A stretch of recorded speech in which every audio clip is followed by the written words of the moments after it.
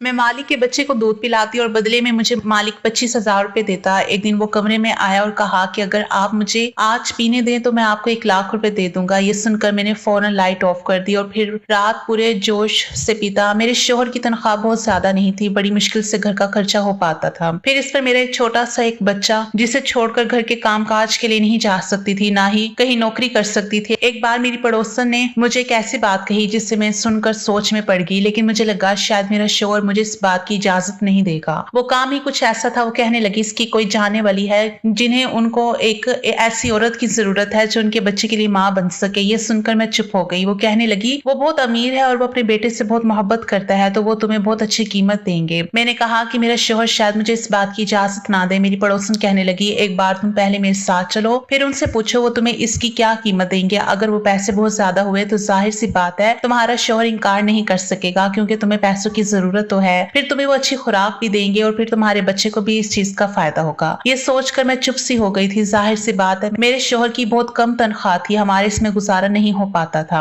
ना ही मैं अच्छा खाना खा सकती थी। मेरा बच्चा बहुत कमजोर था और औलाद की खातिर मैं ये कदम उठाने के लिए तैयार थी। हालांकि किसी दूसरे बच्चे को गोद में भरना और अपने ही बच्चे को साथ उसे शामिल करना आसान तो नहीं होता, लेकिन अपने बच्चे की खातिर मैं ये सब करने के लिए तैयार थी। मुझे अपनी पड़ोसन की बात ठीक लगी कि पहले मैं उन लोगों से बात कर लूं ताकि अगर मुझे वहां से तनख्वाह मिलने की उम्मीद हुई तो मैं शोहर को मना लूंगी। अगले दिन मैं अपने बच्चे को गोद में लेकर पड़ोसन के साथ उनके बंगले में, वो वाकई बहुत अमीर लोग थे। जब मैं अंदर गई तो उस घर की मालकिन टांग पर टांग रखकर सोफे पर बैठ गई थी और बच्चा बहुत रो रहा था और एक नुकरानी की गोद में था। उसे पाउडर वाला दूध पिला रही थी, लेकिन वो बच्चा दूध नहीं पी रहा था। मालकिन ने मुझे सर से ऊपर तक बड़े गौर से देखा। उसके चेहरे पर नागवारी सी थी। कहने लगी ना जाने तुम्हारे मालिक के दिमाग में कौन सा भूत सवार हो गया है। आजकल लोग डब्बे का दूध पिलाते हैं और बच्चे पल जाते हैं, लेकिन नहीं, इसे अपनी ही बात पूरी करनी होती है। कहने लगी ये मसला मेरा नहीं है, तुम्हारे मालिक कमरे से बाहर आते हैं तो उनसे बात कर लो। ये कहकर वो उठकर बाहर चली गई और ड्राइवर को कहने लगी कि शॉपिंग पर जाना है इसलिए गाड़ी लेकर आए। मैं तो उस औरत को देखकर हैरान से रह गई थी। कैसी माँ थी। फिर मैं सोचने लगी कि शायद कोई बीमार औरत है जो कि मजबूर हालत में अपने बच्चे को इस हक से जुदा कर रही है, लेकिन ये तो हट्टी कट्टी और सेहतमंद औरत थी, अपने बच्चे को माँ का प्यार दे सकती थी। लेकिन शायद आजकल की मॉडर्न किस्म की माँ ऐसी ही होती है, अपने बच्चों को नौकरों के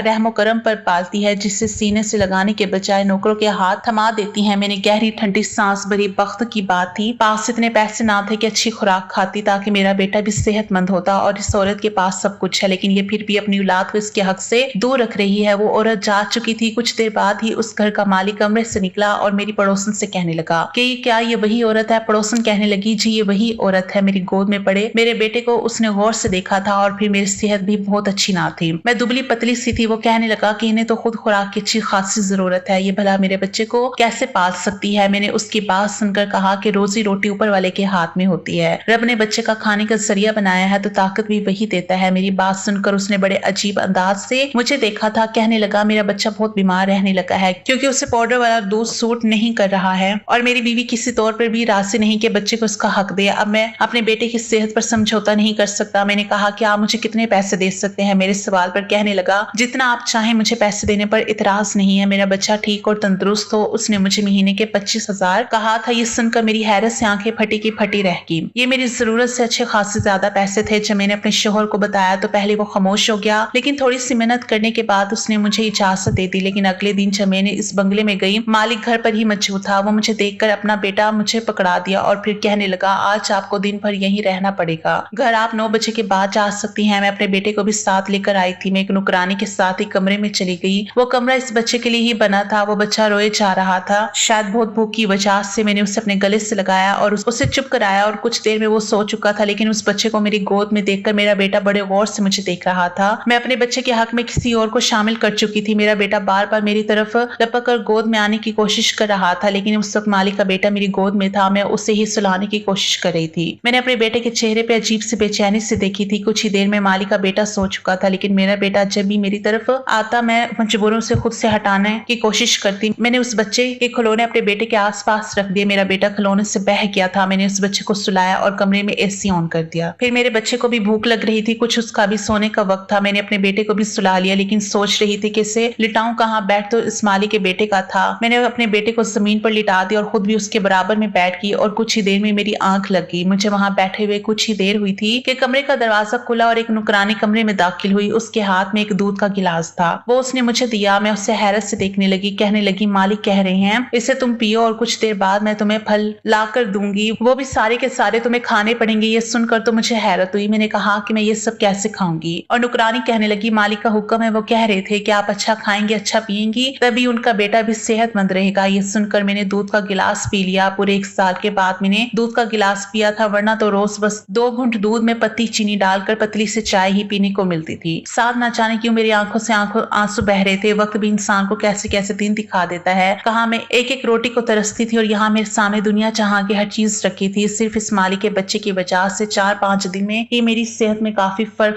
आना शुरू हुआ। लेकिन एक चीज जो मैंने महसूस की थी वो ये थी, जब ही मालिक के बेटे को कमरे में लेकर जाती, कुछ देर बाद ही मालिक किसी न किसी बहाने से कमरे में आ जाते। मुझे बड़ी अजीब सी नजरों से देखते, मुझे उलझन सी महसूस होती। मैं फौरन से उनके बच्चे को गोद से उतार देती। वो मुझे अपने बेटे के बारे में पूछते। मुझे अपने मालिक की हरकत बहुत बुरी सी लगती थी कि क्यों कमरे में बिना इजाजत चले आते हैं। जब 4-5 दिन यही सिलसिला जारी रहा तो फिर मैंने एक दिन कह दिया कि देखें, मुझे अच्छा नहीं लगता, बार बार कमरे में आप क्यों आते हैं। मेरी बात पर उसके माथे पर बल पड़ने लगे। कहने लगा, सच्ची बात बताऊं आपको? मैंने कहा, जी बताएं। वो कहने लगा, देखो मैं आपको जो खाने पीने में इतनी चीजें पेश करता हूँ सिर्फ इसलिए करता हूँ ताकि मेरा बच्चा अच्छी सेहत का हो जाए। मुझे ये शक रहता है कि आप मेरे बेटे के बजाय अपने बेटे से ज्यादा प्यार करती हैं, ज्यादा तवज्जो इससे देती हैं। मैं अगर पैसा खर्च कर रहा हूँ तो अपनी औलाद के लिए कर रहा हूँ। ये सुनकर तो मेरा दिमाग घूम गया। क्या समझता था, क्या मैं बीमार हूँ? मैं अपने बच्चे को सेहतमंद करूंगी और इसके बेटे को भूखा रखूंगी। मैंने कहा, साहब मैं गरीब जरूर हूँ लेकिन मैं बेगैरत नहीं हूँ। मुझे नमक की वफा करनी अच्छे से आती है। अगर आपको ऐसा लगता है तो ठीक है, आप किसी और को रख लें। ये कहने के बाद मैंने अपना बच्चा गोद में उठाया और बाहर जाने लगी। वो मुझे पीछे से पुकारता रह गया लेकिन मैं 1 मिनट भी वहां ना रुकी और अपने घर आ गई। मैं गरीब जरूर थी लेकिन बगैरत हरगिज नहीं थी। इतनी बातें सुनने के बाद भला मैं क्यों वहां पर रुक जाती? मैं अपने बच्चे का हक उसके बेटे को दे रही थी, इसका ख्याल भी रखती थी। जब मैं वहां होती उसके बच्चे को संभालती और अपने बच्चे को उसके खिलौनों से बहलाती रहती। हालांकि मेरे बेटे का हक था कि मैं उसे ध्यान देती। उसी रात मुझ पर यह मुसीबत टूट गई। मेरा शोहर वापस घर नहीं आया था। रात के 12 बज गए थे तो मैं बहुत परेशान थी जब मुझे फोन आया और किसी ने मुझे बताया कि मेरे शोहर का एक्सीडेंट हो गया है। ये सुनना था कि मैं जल्दी ही अस्पताल पहुंच गई। मेरे शोहर की मौत हो चुकी थी, वो बुरी तरह जख्मी था। जब मुझे डॉक्टर ने आकर बताया कि मेरा शोहर अब दुनिया में नहीं रहा तो मैं बेहोश होकर गिर चुकी थी। कभी मैं अपने कुछ महीने के बच्चे को देखती तो कभी अपने शोहर के मुर्दा जिस्म को मैं फूट फूट कर रोने लगती। कुछ समझ में नहीं आ रहा था कि क्या करूं। हमारे घर में लोगों की भीड़ जमा थी। सुबह ही मेरे शोहर का कफन दफन हो गया। वो रात यूं गुजरी जबकि मेरे बेटे को कुछ खबर ना थी कि उसका बाप फौत हो चुका है। जो भी मुझे मेरे बच्चे को देखता यही कहता कि तुम तो जवान हो और ये बच्चा मासूम आगे की जिंदगी कैसे काटेगा। तुम्हारा शोहर भी तुम्हें इस जवानी में इस दुनिया में अकेला छोड़कर चला गया। मैं सदमे से बैठी थी जब अगले दिन घर के दरवाजे पर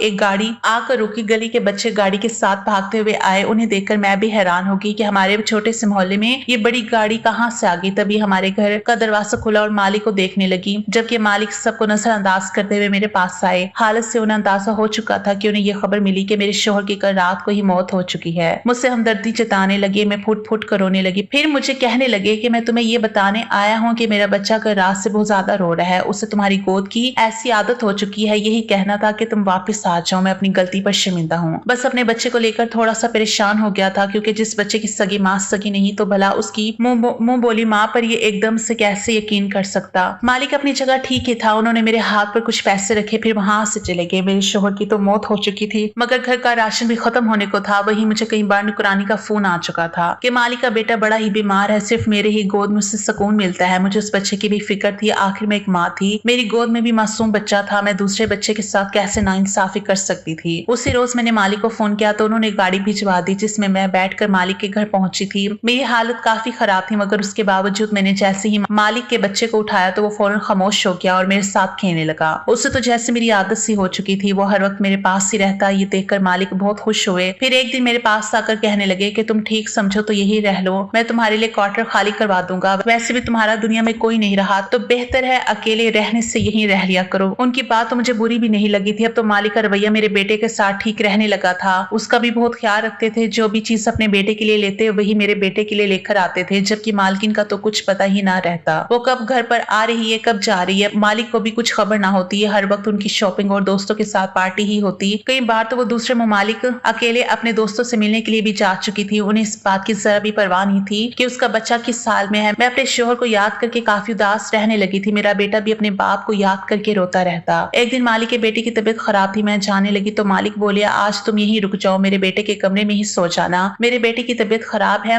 और वो सिर्फ तुम्हारे पास ही रहता है और वो फिर तुम्हारे पास ही खामोश भी रहता है। मजबूरन मुझे वहीं पर रुकना पड़ा। आधी रात को मालिक का बेटा भूख की शिद्दत से जागा तो मैं उसे दूध पिलाने लगी थी। तभी मालिक कमरे में चले आए। मैं अपने ही ध्यान में बैठी थी। जब कदमों की आहट सुनी तो घबरा कर मालिक के बेटे को खुद से दूर करने लगी तो वो सो चुका था और उसकी तबीयत भी कुछ ठीक नहीं थी। मेरी हड़बड़ाहट देखकर मालिक मेरे सामने कुर्सी खींच कर बैठ गए और फिर जो बोले वो सुनकर मेरे कदमों के नीचे से जमीन निकल चुकी थी। मालिक कहने लगे कि देखो जो मैं कह रहा हूँ वो ध्यान से सुनना। मैं एक ऐसी लड़की से शादी करना चाहता था जो न सिर्फ दुनियादारी संभाले बल्कि घरदारी भी और मेरी होने वाली औलाद को भी संभाले, उसकी अच्छी परवरिश करे। जबकि मैंने जिस औरत से शादी की उसमें ऐसी कोई खास बात मौजूद नहीं है। इसलिए मैं चाहता हूँ कि तुम मुझसे शादी कर लो। तुम मेरे बेटे का अपने बच्चे की तरह ही ख्याल रखती हो। मेरा बच्चा भी तुमसे घुल मिल चुका है। मैं चाहता हूँ कि तुम्हें इसकी माँ का दर्जा दूं। मैंने जब मालिक की बात सुनी तो मेरा चेहरा लाल हो चुका था। मैं फौरन कहने लगी नहीं नहीं, मुझे सिर्फ अपने शौहर से मोहब्बत है। मैं ऐसे कैसे आपसे शादी कर लूं? अभी तो उनकी रूह को सुकून भी नहीं मिला होगा। मैं फौरन अपने क्वार्टर में चली गई। मगर मालिक कहने लगे कि तुम्हें ये फैसले का हक है, तुम जो कहोगी मैं वही करूंगा। मालिक का रवैया मेरे बच्चे के साथ बहुत अच्छा था।